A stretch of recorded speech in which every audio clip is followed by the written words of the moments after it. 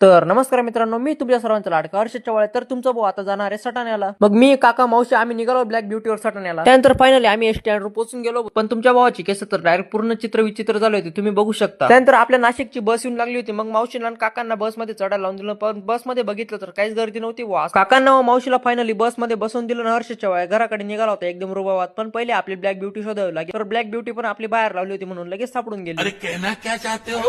तर जयशंकर मित्रांनो, मी आणि बाबा चाललो होतो बिंद्र्यात, म्हणजे आपल्या दुसऱ्या मळ्यात आपल्या चेतक सुंदरीवर. आपली चेतक सुंदरी सावलीमध्ये लावून दिली. मीन बाबा डायरेक्ट दाळीमानकडे चाललो होतो, कारण की दाळीमान मधलं सर्व वखरलं गेलं होतं म्हणून आपल्याला डाळिंब छाटायचं होतं. बिंद्र्यातून घरी आल्यानंतर लगेच आपल्याला पिलोर खोलायला लावून दिलं, कारण की आपल्या गिनगिरासला पाणी भरायचं होतं. आपण कधीच गिनगिरासला पाणीच लावलेलं नव्हतं. फायनली गिनगिरासला पाणी लावून दिलं. तिकडच्या गिनगिरासला पाणी लावून दिलं, पण इकडच्या गिनगिरासला काही आपण पाणी लावलं नव्हतं म्हणून इकडचा गिनगिरास आपण कापून घेतला, कारण की आपले डोर सकाळीच उपाशी होते. भो गिनगिरास घराजवळ वाहून आणलं ना, बोकड्या काय म्हणत होता ते तुम्ही बघा. त्रास देऊन आम्हाला लय तुला लय चांगलं होत असलं तर तसं सांग.